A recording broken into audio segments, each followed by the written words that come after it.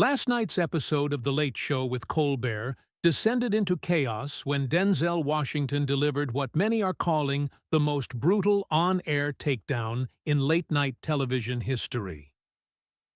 The legendary actor, visibly frustrated by the host's line of questioning, launched into a fiery exchange that left the studio in stunned silence.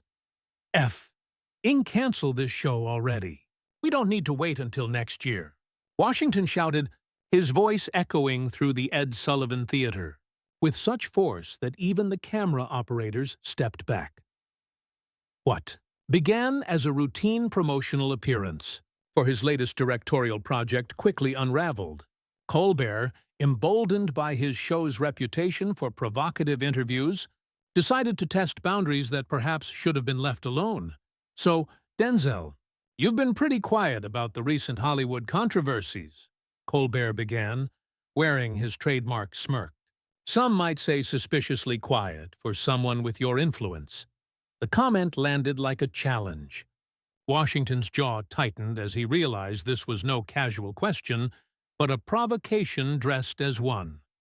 Stephen, I came here to talk about my film, not to satisfy your need for controversy, he replied, his voice heavy with years of experience in an industry that had tried and failed to break him. That should have been Colbert's cue to back off. Instead, he pressed harder. But surely you understand that your silence speaks volumes. Don't you think people like you have a responsibility to speak out? The implication was clear. Either agree with Colbert's worldview or appear complicit in the opposite. Responsibility to who exactly? Washington shot back, his tone low and dangerous. To you? To your audience? Or to whatever agenda you're pushing tonight? From the control room, producers exchanged worried looks. The tension in the room was palpable. Washington wasn't a politician or a scandal-ridden celebrity desperate for redemption. He was a man who had earned his respect through decades of excellence. And he wasn't about to let a late-night host diminish that. I'm simply asking legitimate questions, Colbert said, feigning innocence. Our viewers deserve answers. Washington leaned forward, his presence dominating the space. Your viewers deserve better than watching you tear down someone who spent 40 years building something meaningful. You want a viral moment? That's not happening tonight, Stephen. Colbert tried to recover. Look, Denzel, I respect what you've accomplished. But surely you can understand that people look to figures like you for guidance in difficult times. Washington's composure cracked slightly. Guidance? Here's some guidance. Stop manufacturing drama where there isn't any. Stop pretending your questions come from some noble place when you're just chasing clicks. The jab landed. For the first time, Colbert's confidence faltered. But instead of retreating, he went further. You know what I think, Denzel? He said, leaning back with smug defiance. I think you've gotten so comfortable being Hollywood royalty that you've forgotten what it means to be held accountable. The words hit like a punch. Washington's expression hardened. Accountable? He repeated quietly, every syllable sharp. You've turned entertainment into an inquisition, where you play judge and jury. You call it accountability, but it's just ego disguised as integrity. The studio fell silent. Colbert's reply came louder now, the edge of desperation creeping in. I'm asking questions that matter. About responsibility. About using your platform for good instead of staying silent while the world burns. And with that, the last trace of civility evaporated, leaving only raw, unfiltered confrontation for everyone watching, both in the theater and at home. But the host, consumed by his need to win the confrontation, made what would become his final and most catastrophic mistake. Well, at least when people see my work, they know where I stand, he sneered. I don't hide behind some false image of nobility while staying conveniently silent when it really matters. Maybe that's why your relevance is fading. People see through the act. The words struck Washington like a physical blow. For a moment, the entire studio held its breath. The accusation wasn't just about his career or politics. It was a direct attack on his integrity. his authenticity, and everything he had built over a lifetime of dedication. When Washington finally spoke, his voice was so quiet the microphone strained to pick it up. Yet every word carried the weight of finality. "You know what, Stephen? You're absolutely right about one thing," he said, straightening to his full height and looking down at the host with unmistakable disdain. "People do see through facades, and right now, everyone in this studio, everyone watching at home, they're seeing exactly who you really are. You're not a journalist. You're not an entertainer. You're just a small man who gets his kicks from tearing down people who are better than you." The silence that followed was deafening. Colbert's face had gone pale. For the first time all evening, he seemed to realize he had gone too far. But Washington wasn't finished. "You want to know where I stand? I stand with dignity. I stand with respect. I stand with the belief that we can disagree without being disagreeable, that we can challenge each other without destroying each other. But you stand for nothing except your own need to feel superior." He began removing his microphone with slow, deliberate movements that felt more powerful than any dramatic outburst could have been. "I came here tonight to talk about a film that means something to me, something that might actually make a difference in people's lives. Instead, I got ambushed by someone who thinks journalism is just professional bullying with better lighting." Colbert made a last desperate attempt to salvage the moment, his voice cracking. "Denzel, come on. We're just having a conversation here. This is what late-night television is supposed to be. Honest dialogue between—" Washington cut him off with a look so sharp it froze the words in his throat. "Honest dialogue?" His voice rose, commanding the entire studio. "There's nothing honest about what you've done here tonight. You turned what should have been a respectful conversation into some kind of gladiator sport for your own entertainment.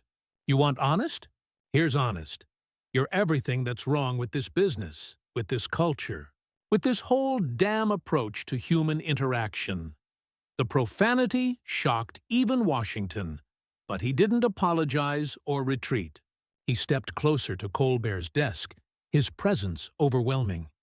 "You sit here night after night, hiding behind your writers and your scripted jokes and your carefully built persona, and you think that gives you the right to judge people who are actually out there doing the work, making sacrifices, trying to leave something meaningful behind." Then, in a low, dangerous whisper, he added, "You know what the real tragedy is, Stephen? You actually had talent once. You had something to say, but somewhere along the way, you decided that being clever was more important than being good, that getting laughs was more important than telling the truth, that winning these little battles was worth more than your soul." The words hit Colbert harder than anything before. His face fell, and for the first time, the mask of professional control completely slipped. Denzel, maybe we should—" he began. But Washington was already turning away. "Should what? Pretend this didn't happen? Laugh it off? Go to commercial and act like we're friends?" His voice carried a finality that filled the room. "No, Stephen. We're done here. I'm done here."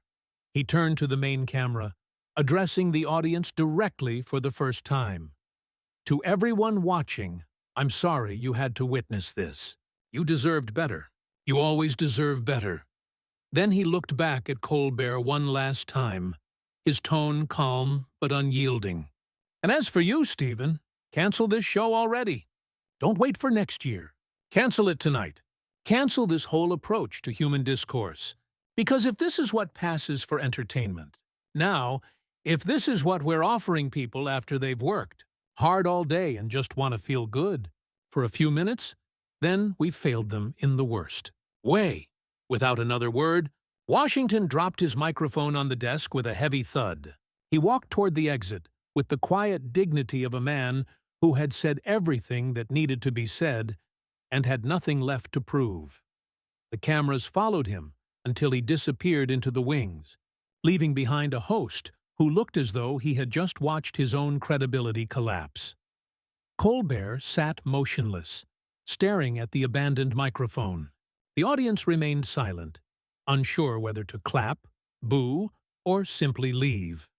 Everyone in that studio knew they had witnessed something unprecedented. Not just the end of an interview, but the dismantling of everything Stephen Colbert had built his late-night career upon. ChatGPT said the melodramatic tone was typical of Colbert, but tonight it felt especially hollow, coming from a man using his own platform to attack a guest who had simply come to promote his work. Washington suddenly stood, his chair rolling back with a loud scrape picked up by the studio microphones. The abrupt movement was so commanding that several audience members gasped. Camera operators instinctively adjusted their shots, sensing they were witnessing a moment that would be replayed for years. "You think the world is burning, Stephen? You want to know what's really burning?" Washington's voice rang out, steady and fierce. "It's the respect people used to have for journalism, for integrity, for basic human decency." The words hit like a hammer. For a moment, the entire studio fell into a silence so deep that the hum of the cameras filled the void. Colbert, visibly unsettled by Washington's presence and moral conviction, tried to regain control by defaulting to his familiar defense, playing the victim. "I'm sorry you feel that way," he said, gesturing toward the crowd. "But I think our audience appreciates honesty over Hollywood polish." But the audience wasn't with him. The uncomfortable shifting of seats, the nervous coughs, and the absence of laughter made it clear. Whatever spell Colbert usually cast had broken. Washington caught it instantly. "Your audience deserves better than watching you tear down people who've spent their lives building something meaningful just so you can feel relevant." Colbert's face flushed crimson, his composure slipping. "I've been relevant a lot longer than you think, Denzel," he snapped, his voice taking on a petulant edge. "And I'll still be relevant long after Hollywood stops caring about whatever message you're trying to sell with your latest vanity project." The insult was blatant, and even Colbert's own crew could be seen shaking their heads. "Vanity project?" Washington repeated, his tone deadly calm. "You mean the film that took me 3 years to research, write, and direct? The one that gives a voice to people silenced by the same cynicism you're peddling right now?" Each word cut deeper, his intensity building. "Oh, please," Colbert scoffed, losing all restraint. "Spare us the noble artist routine. We all know these passion projects are just Oscar bait to make you feel better about those action movie paychecks."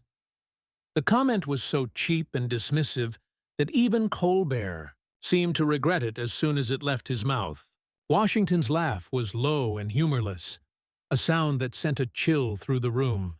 "You know what's fascinating about people like you, Stephen? You think cynicism makes you smart. You think tearing things down makes you insightful.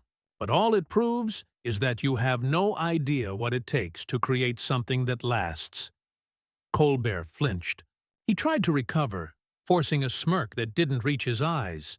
"I understand enough to know when someone uses their platform irresponsibly," he said weakly. "And I understand that silence on important issues deserves to be called out." "My silence?" Washington's voice rose with real anger now. "You want to talk about silence? Where was yours when your own industry was covering up decades of abuse? Where was it when people were being destroyed for ratings while you sat and watched? But my silence on whatever political theater you're obsessed with this week is the problem." The accusation landed like a thunderclap. Colbert's face went from shock to panic as he realized he'd lost control of both the conversation and the audience. "That's not fair," he stammered. But the bravado was gone. Washington stepped closer to the desk, his presence overwhelming. "Fair? Is it fair to ambush someone who came here in good faith? To attack someone's character because they won't perform for your cameras? You call that fairness?" Each question struck with precision, leaving Colbert visibly shaken. Then, in one last desperate attempt to recover, Colbert sneered, "Maybe the problem isn't your silence. Maybe it's that you've lived in your own bubble so long. You don't realize how out of touch you've become with regular people who are actually struggling." It was a cruel, calculated hit, aimed directly at Washington's lifelong connection to ordinary people. The transformation was instant. Washington's expression hardened, his voice dropping to a low, dangerous growl. Out of touch? You sit behind this desk every night, making millions while pretending you're the voice of the common man, mocking and tearing down people who've done more for their communities than you ever will. Colbert had crossed a line he couldn't see, and Washington wasn't finished. Hiding? Washington said, his laughter sharp as broken glass. You think I'm hiding? I've spent 40 years taking risks, telling stories that matter, challenging audiences, and doing it with integrity. What have you done, Stephen, besides profit off division and controversy? The question hung in the air, final and unanswerable. No one in the studio dared to speak. Everyone knew the confrontation had gone somewhere no talk show ever should, and that Colbert had no way back.